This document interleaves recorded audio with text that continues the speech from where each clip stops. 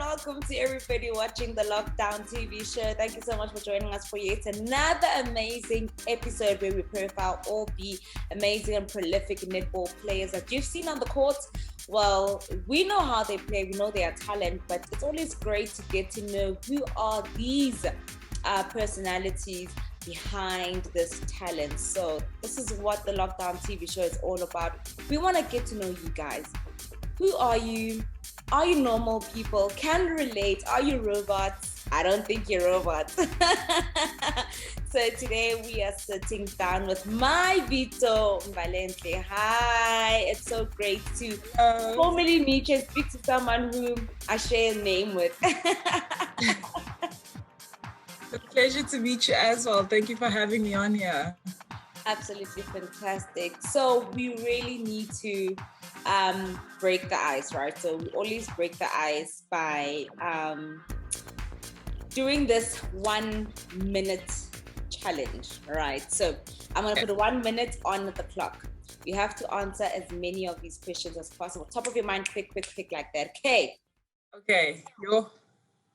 Yes, Miss Ntuli, come on. Okay. All right. Okay, wait. Let me just put clock quickly. And go. Favorite meal? Anything with chocolate. Favorite drink? Anything with chocolate. Favorite TV show? I like chocolate.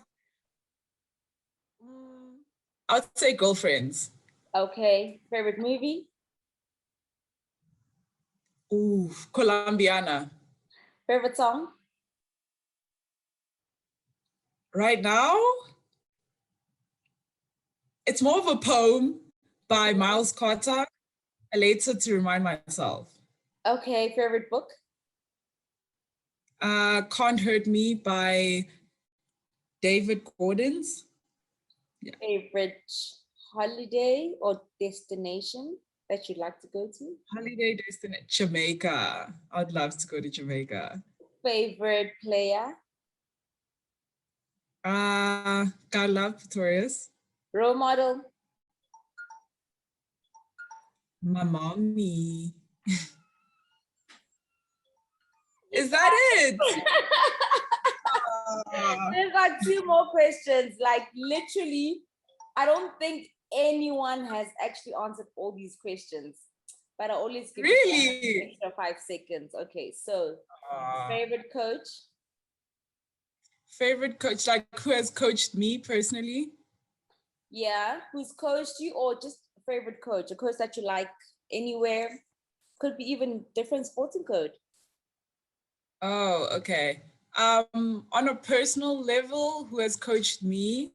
I really enjoyed being coached by the under-21 coaches, like wonderful experience. But I also enjoy Coach Norma Plummer's coaching style. She sees the game in ways that I don't think anyone else does, which is quite amazing too. Did you personally work with her? No, I haven't, but I analyze a lot of her games. A lot of the coaches that I've been coached by have gotten experience from her. So just to see the different perspective that she brings, it's really good. Oh, that's beautiful. And then your favorite quote? My favorite quote would be that you're only in competition with who you used to be. I feel like, you know, when you just drop the mic and it's done, that's it. Bye. Thanks for having me. Bye. I'll see you next time. You're only in competition with who you used to be. Can I steal that? That is powerful. Go ahead. Please, I have it up on my wall even. And I'm gonna say it's my Beatle. My Beatle quoted that. Absolutely love that. So Mbali, can I say Mbali? Is it fine? Yes. Okay. Yes. So we really need to know about you, right? So where this netball journey started from for you, because well, with other people, they come from a sports family. Others' backgrounds are different. Others stumble into the sports. Others, it's just been ingrained since the age of 3 or 4, and how did it start for you? Firstly, where's home? Home, it's in Mpumalanga, Gamhlusha. So near the Swati people. You're That's where I'm Swati, from. yes. Yes. Beautiful. That is And siblings? so many. I've got 7 siblings, 1 younger brother. Wow. Yeah, big family. I love it. I've got a younger brother. I've got 3 older sisters and 3 older brothers. Wow. So you're like what, number 6? I'm number 7. Number 7. You said you have a younger brother. Yes. Who's younger than you? Isn't he number 7? Wait, number 8. Oh, you have 8 of us. 7 siblings, so there's 8 kids. Oh my God. Yes. Yes. Oh wow. Whoa. Mm-hmm. It must be amazing at your house. It's the best. And all my, okay, not all, let me not say all because they'll come for me, but we're crazy. So it's cool. Just a good time. It's loud. It's fun. I love it. That is so amazing. So your parents are in Mpumalanga? Not currently. My mom's here. My dad's here as well. I think only 2 of my siblings are in Mpumalanga. Mm-hmm. Most of us are on this side. I've got 1 sister who's currently studying in Cape Town as well. So a family of 8 children. Are you all into sports? Actually, yes. We've all at some point done sports, had sports accolades. Not many went over to do it in university, but we're all sporty people. Mm-hmm. Yeah. Are you the only one who played netball? No. Every single one of my sisters have played netball. All of them without fail. So we see where the netball bug comes from. But for you, in terms of primary school, when did you start your netball journey? I started it really early because my mom used to coach netball. She still does. Wow. So it was something that I grew up seeing all the time. I love the sport. I'm pretty sure I could throw a netball ball before I could speak proper English. Mm-hmm. So I've always done it. I started it in school in grade 2. Mm-hmm. I don't think what we were playing was actually netball, but I just loved being on court and doing whatever it is that I was doing. I've done it, I think, all my life. It's all I know. I tried so many other sports. I played soccer, I did gymnastics, I did ballet, I played some instruments, but the only thing that ever really stuck was netball. Oh, wow. So where did you go to primary school? Was it in Mpumalanga or this side in Joburg? Here in Pretoria at Retaindale Primary. Mm-hmm. Yeah, that's where I went to primary school. So you relocated from Mpumalanga? No, I actually grew up here. Okay. I remember Mpumalanga from holidays and December and Guyaga Koko and things like that, but I've been in Pretoria since I was 3 years old. Ah, okay, so makes sense. And so in terms of your career, well, not even let's say career, because in your primary school it's not really a career, right? You're playing sports. You're playing sports, it's for fun. Passing and catching and throwing, yeah. Do you remember like any major games, like matches when you're still like in primary school, like schools that were like your fiercest competitors as well, even coaches? I think, okay, so when I was in primary school, around about grade 5, I started playing in the Tux junior program. And I started like training at Tux and just, I think I knew from a long time that I really wanted to do this. So I figured, let me invest and actually start building my career from young. So I was playing at Tux and I was actually coached by Maralies de Bruin and Chinam Dao. Those were the 2 that stuck with me because I ended up playing with them later on in my career. So that was really a full circle moment. But yeah, I think that was what set the foundation for my netball career. being in the Tux Junior program. And it really, from then I already knew, I'm like, I'm going to go to Tux. I'm going to play for Tux. That's what I want to do. I loved it there. But there was a coach specifically in my grade 7 year, Mrs. Masengi. I loved her. She taught me so much. She made me love netball. I really wanted to do netball, but she honestly made me love the sport as a whole. And yeah, that's in our grade 7 year, we actually were undefeated in our school league. Our team was undefeated. I think we had one draw and everything else we won. And that was the best netball year I had thus far in my career. And I loved it. And I also got Sportswoman of the Year from that year. So that's when I was like, listen, this is where I'm going. This is what I want. if you know, when you're younger and they ask, what do you want to be? And you're like, a doctor, an astronaut. I'm like, all else fails. This is what I'm good at. Yeah. Wow, that's beautiful, man. So it must have been hard for you to leave and go to Pretoria Girls. It must have been quite a difficult transition for you. It was.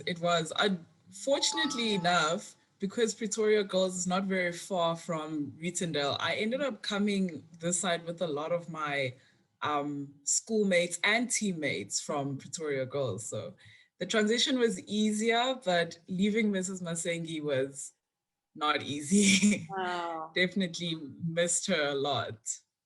Are you still in contact with her?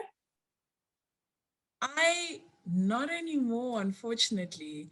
I think I saw her, my little brother went to the same primary school, me being the responsible big sister I am. I went to go pick him up from school the other day and I bumped into her and we had a chat and it was really lovely. Does she still remember you?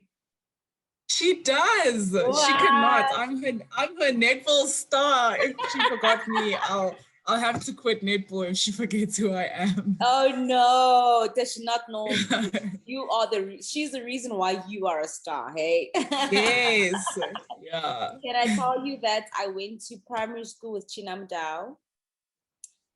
Yeah, really? I know Chinam Dao. I can tell you about Chinam Dao. Obviously, she was a lot younger than me. But yeah, I know her because, you know, in high school, you have like house colors and stuff. So we were actually in the same house. So yeah, so I know China. She was really, really fast. She was an athlete and a really good netball player as well. So it was so great when I met up with her later on in the years when I started covering TNL and she came into, the netball league, and I was like, I remember this child, this girl. And we had a chat and she was like, I remember you guys were like our big sisters and all.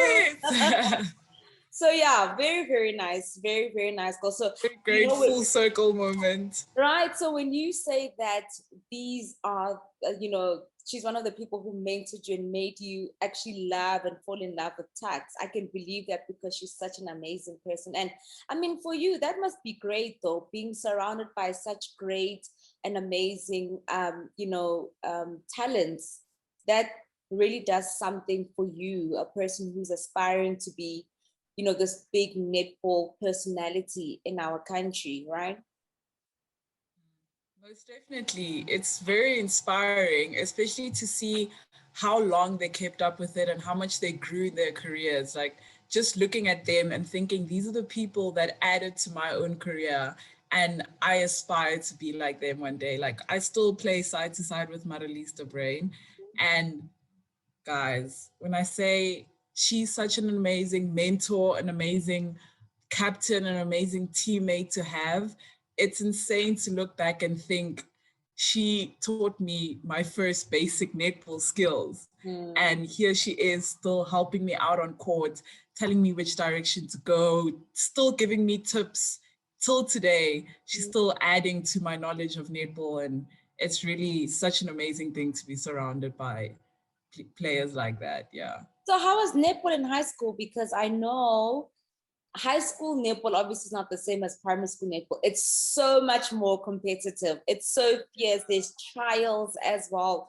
That's when nowadays the scouts come and they start to see who we can actually give a scholarship to for universities and potentially also scout into, you know, the netball league as well. I mean, you've got to tell me about this. How was high school for you?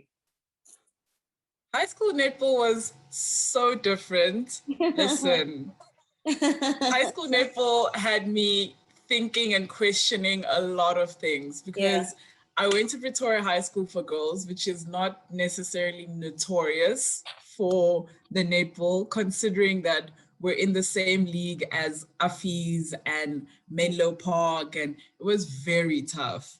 I was coached by Coach Roxanne Medesa.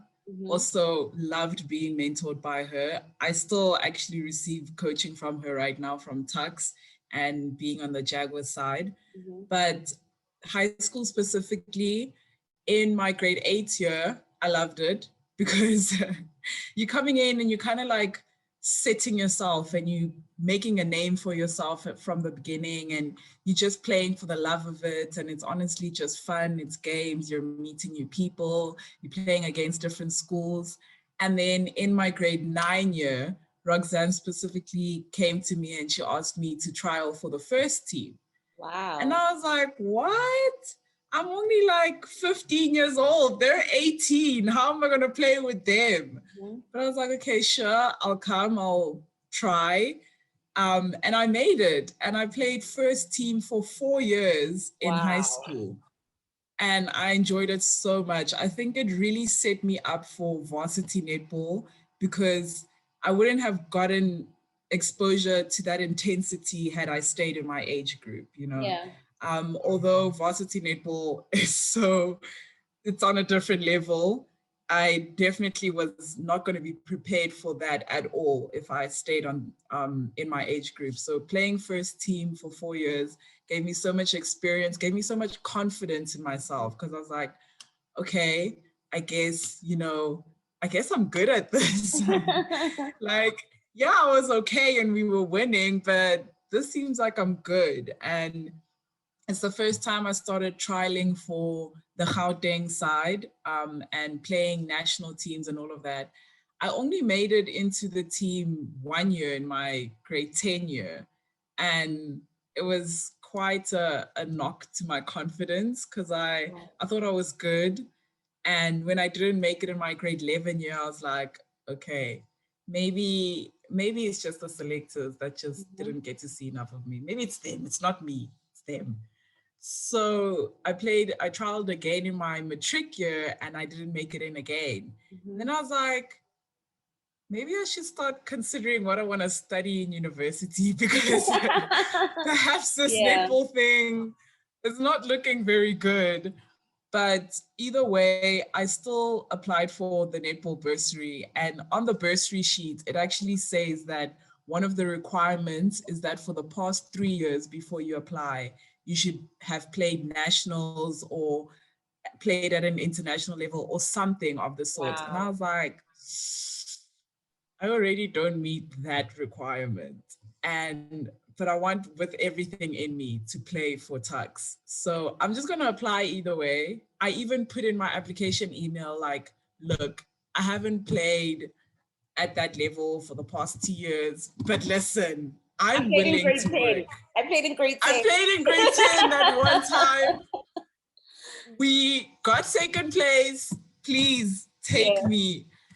And I got in. I got the bursary and I got into Tux, and I was, oh my word, I was overjoyed. And I just looked back on my high school career and I was like, it wasn't the best netball years of my life, but I learned so much and I added so much to myself that I was like, okay, I've got enough coming out of this to get me into the varsity team that I want. Therefore, like, this is what I'm meant to do. Like, I'm worthy of the path I'm about to take. And although it was very hard, like I said, as a school, we weren't the best in sports. So losing almost every game in the league Oh is no. not fun at all. But either way, even in the losses, you can take something away. Even then, you can know that, okay, we lost by 10, next time we're going to lose by 5. Hmm. It's something. Mm. I, you talk about being in the first team for 4 years from grade 9. And I can imagine, at that age, you said that it helped you so much with your confidence levels, but not making it into, Gauteng for the 2 years in grade 11 and grade 12. Did you ever find yourself going through the imposter syndrome where you probably like, you know Yeah. what? I don't think I'm good enough, or I don't know. I mean, how was that for you if you did go through that? It was heartbreaking because, like I said, coming out of um, primary school and making the first team in grade 9, I was like, I'm on the fast track. I've got this. I'm good at this. And then not having made it in my 2 final years of high school, I remember calling my older brother and crying, like bawling my eyes out over the phone. And I was like, maybe I'm not as good as everyone says I am. Like, what am I doing? Who am I to think I'm this amazing netball player when they won't even put me into the Gauteng team? I was like, perhaps, because I feel like up until that point, I hate to say it, but I wasn't working from hard work. It Mm, was never hard work. It was just talent. It mm, was pure talent. I didn't feel like I had to work hard to play a good game. I just was good at it. So, um, having not made those teams, I was like, maybe I don't deserve it because I didn't really work that hard. I mm, just play the way I feel I should play, and hopefully my talent will get me through. And at that point, it didn't. And I mm. came to realize, okay, it's either one of two things. I need to pick up my socks and start working harder, or I'm just not talented. Yeah. And I was like, stuff that. I am talented. I made it this far. Then I just need to work hard because talent's only going to get you so far. So that's when I was like, okay, if I apply to this bursary without meeting the minimum requirements and still get in, then that's a sign that it's not that I'm not talented, it's just that I have to work harder. And I did. And I started working harder from then on.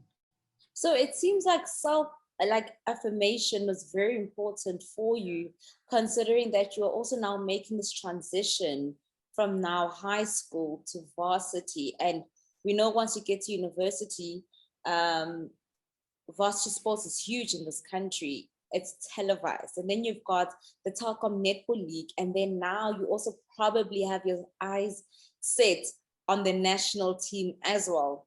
So I can imagine that self-affirmation for you was something that was very key to just keep you going and motivated and kind of keep you focused for the goal at hand. Yeah, I think the most difficult thing, especially coming into university and being on such a broad platform, is realizing that everyone is better than you. Yeah. Like there are so many people have been playing longer than you, have been coached better than you in some sense or the other, or have worked harder than you at a higher level than you. And at some point you need to realize, I think that's where this quote came from, that I'm only in competition with who I used to be. Mm, Like, I'm in no sense am I trying to be better than them, although they are my competition and I'm working against them at some level. But just being better than what I used to be is the best thing for me, to find myself at a better place and to keep chasing the person who I want to be is more of a driving factor for me than the accolades or the teams I make or who I beat this competition. yeah. Just to look back and be like, wow, I didn't make those teams, but here I am playing Jaguars. Like, Yeah. that's a big thing for me. That's incredible. I mean, speaking of teams and accolades, you need to take us through that journey because there's two sides to this. There's the Jaguars and there's also the Tucks team as well. So maybe let's unpack the Tucks team in terms of so how long have you been there now? Is it your second year now? Third year. I guess we don't count 2020. 2020 was just, but yes, it's my third year actually. It's your third year now. Okay, since you don't count 2020, it's kind of like 2 years. You played for like 2 years. Yeah. 2 years. Okay, so in terms of just that journey and boss, because I know Jenny Van Dijk also coaches you guys at Tax as well. So in terms of consistency, having the same coach for the Jaguars, the same coach for your varsity side as well, was that really helpful for you? I think in some ways it is, in other ways not so much, because when you're coached by the same coach, there is only so much you can take from them until it becomes a matter of, okay, you get used to the coach, you get used to the coaching style. I think in that term, it's a good thing because you know what your coach expects from you. You know the coaching style that you're receiving, and you know how to perform when you get on court because you know what your coach specifically is looking for. When you're constantly getting coached by different people, there's that kind of period where you need to adjust to the coaching style and still get that understanding of what's expected from you, specifically from the coach. And that can be a tricky process because you do come to a point where you're like, I just can't satisfy this coach. It's not possible. She doesn't, what she's looking for is not something I can give. So having been coached by Jenny Van Dijk in all those different teams, I've come to realize that, okay, this is what's expected from me. This is what I can do to get there. I know how to communicate with her, and it's made it easier in that sense. Transitioning from different teams hasn't been that difficult because, there's a sense of familiarity there. Familiarity. Yes, That's the familiarity. word. So what's been your That's the highlights word. at varsity level in terms of netball achievements, accolades? I think my first year, because let's be honest, that was my only normal year of netball. Everything else, pandemic. So my first year was hectic. That's when I realized that, okay, this student athlete thing is very much 50-50 student and 50-50 athlete. It's not, you're a student and then you play a little here. Like from the beginning, I played in the Fireballs actually in my first year, and I played in the 20 under 19 side. I played in the 20 under 21 side. I played in the Tux 2 USA team. I played Varsity Cup. It was a lot, but I really came out such a different person from all of that. And I think my highlight from that was Varsity Cup. Mm-hmm. Although I spent majority of Varsity Cup benching, I learned so much. I think it's the only tournament thus far where I've been completely at peace on bench, because watching other people that know more than me perform and seeing Coach Jenny coach them and how the different players take it in and the different atmosphere on court and things like that.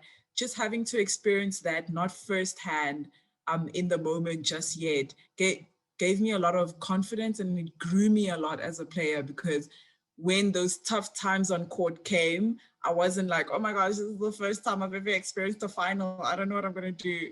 Like, I've been here, I've been on bench, but I know how intense it is. I know the emotions behind it, and I know how to control it. I know how to work with it. I know what's expected. I know what the players do when this situation is at hand, what coach would say. Like, I gained so much experience, even though I didn't necessarily get on court. Yeah. I really appreciated that specific experience. I don't think at the time, I don't think I realized how valuable it really was until later on when I started playing bigger teams, and I was like, oh, okay, See, this was the moment when I was on court and I was biting my fingernails, and I was thinking, I can't imagine what the people on court are going through. And I'm like, okay, I'm the person on court now. Yeah. So let me keep my cool, because the bench is freaking out. The last thing they need is for me to freak out. So yeah, I did learn a lot from Varsity Cup. Were you part of that the 20 under 19 side that won? Yes. Championship. Yes. How was it? I mean, that was absolutely incredible. I actually covered one of those championships. I'm trying to remember which year it was, but it was in Pretoria. And the Tshwane side won. I'm trying to figure out if you were there, because this is like 2, 3, somewhere there years. Pretoria years. Yeah.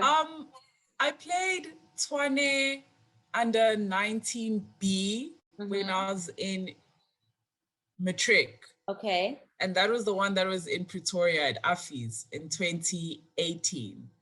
And then in 2019, I played under 19A, and that was the one that was in Cape Town.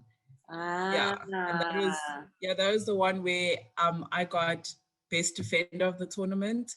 And my friend, my chomi, Jamie, got player of the tournament. So yeah, that was one of the memorable ones. Oh wow, and then no, soon after 2018. It was definitely 2018. Yes, that's the one I covered. I covered that one.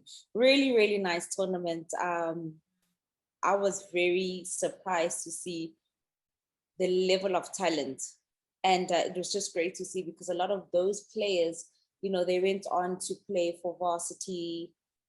Some now in baby SPAR Proteas, the Proteas. So it's such a great platform to see talent being nurtured, and just a great platform to grow and to be scouted, because the netball president was also there, Cecilia Molokwana. So that was also a great thing for you guys to showcase your talent in front of her. But now you find yourself the Jaguars, right? You're at the Fireballs, now you're at the Jaguars side, and you're part of this team that carries weight in the Telkom Netball League in terms of championships, in terms of excellence, in terms of talent, in terms of the coach. That must have been a bit of pressure. You now part of the team, it's exciting, but at the same time, are you not nervous that, oh my gosh, I'm part of this champion side, Yeah. How can I live up to the standard? Is that not something that you're really nervous about? Like, oh, definitely. Because I think the Jaguars had won 3 years in a row. yes. Up until that point, and then last year was the 4th year. So it was quite intense. I think even being in a bio bubble for 3 weeks made it worse, because it's like, it's all just bubbling inside. It's not like you can go home and be like, yo, this weekend was rough. No, it's every day, 3 weeks straight. You're just looking at that Jaguars uniform and you're thinking about getting on court with all these amazing players. And it was very intense. It was quite a true test of character. Also, being faced with varsity work on top of that, it was a lot of pressure. But I think the biggest thing was also, like I said, being familiar with a lot of people there, being familiar with Coach Jenny and a few of the players as well that were already in the team. That gave me like a sense of ease, because I'm like, okay, I've played with them. I've played in this team. It's not something brand new. I just need to keep my wits, and I know that if I mess up, they're gonna help me. Yeah. It's a very supportive team, very uplifting team. So I know that as much as I need to pull my weight, my teammates are also familiar with the fact that we are the babies of the team and they've been here before. So they know like how to handle the situation, what to do if I'm in need of any help on court and stuff like that. So like I said, for me, that tournament was mainly just proving to myself that I'm capable at playing at that level, and it's something that I deserve and something that I'm striving towards. So now that, your journey is now, I wouldn't say full circle, maybe half a circle, because Yeah. there's still the national the senior team to be part of. And I'm sure also being part of a World Cup is something that, is right there on your vision board as well. Your thoughts and your message to someone who is inspired by this video, watching, us have a conversation, and they're sitting there and they're relating to everything you're saying, and they're like, wow, you know what? I want to be like Mbalenhle, but I'm having the imposter syndrome. I feel like I'm not good enough. Maybe I'm too short, I'm too slow, I'm too chubby. I want to play netball. What do you say to that young girl who's watching me right now? I think having a good sense of who you want to be and not getting mixed up in the idea of who you are currently or all the things influencing you and how you feel. And you're going to have ups and downs in life. You always hear the statement that it's going to be a rocky road and it's not going to be easy. But if you're always striving for that person who you want to be and always trying to better yourself from who you used to be, there's no way along the line you're going to fall off, because you have a good sense of where you're going. You have a good sense of what you're trying to achieve. And that's your overall goal. That's where you're trying to be. There's going to be a lot of influences that get you down. A lot of, I didn't make the team. A lot of, I don't think I'm good at this. A lot of, I'm not sure what position I'm playing anymore. And at the end of the day, as long as you know what your end goal is and you know what you're trying to achieve overall and who you're trying to be at the end of the day, then all those other things are just going to be little trials and tribulations that you get through to get to the end goal. So just being true in who you are and not letting all those little things affect you to the point where you're not even sure about where you're going. And if you do come to that point, because I feel like in life, it's very easy to say, you've got a goal, just achieve it. You do come to a point where you even start questioning your goal at the end of the day, and you start thinking, is this truly what I want? It's just about knowing yourself and knowing that if I'm going according to God's plan or if I'm going according to my own plan. Like I said, there was a moment where I said, whether I get into tux or not, it's going to be my sign from God that I should continue with this, or I'm just trying to fulfill my own dreams. And I got in and I was like, okay, this is a sign that I'm on the right path. This is what I should be doing. This is what I was meant to do, not by my own will, but by God's will. And knowing that kind of solidified the image of the person I'm trying to become. And that made it so much easier to get through all those little trials and tribulations along the way, because I was like, my end goal is to become this person. And all these other things in the middle, it's going to just make me stronger, and it's just going to lead me to becoming that person. And that's what makes the journey beautiful, because it's all those little things that add up to the bigger picture. Wow. I can see why you like chocolate. Because you're a beautiful chocolate woman. Thank you. Chocolate woman. You know who you remind me of as I'm looking at you? Tusumbedu. Tusumbedu. Yes. The really? actress. Yes. Yes. You literally have. That is such a compliment. Yes, you have. I don't know. Maybe I think she's gorgeous. Glow, but you've got this. Like, I'm watching you. I'm like, this girl reminds me of Tusumbedu. I think she's gorgeous. So thank you. Absolutely. Mbali, thank you so much for giving us your time today. It was so great speaking to you. Oh, before I let you go, I know you speak a lot, but I need one word from you. One word that describes your life this far. Evolving. Beautiful. And just like that, that is where we leave it. Thank you so much, Mbali. All the best. We can't wait to see you guys back in action, and all the best for this year. Thank you. Thank you so much for having me. Mbali. Same name. Thanks for having me. Bye. Bye.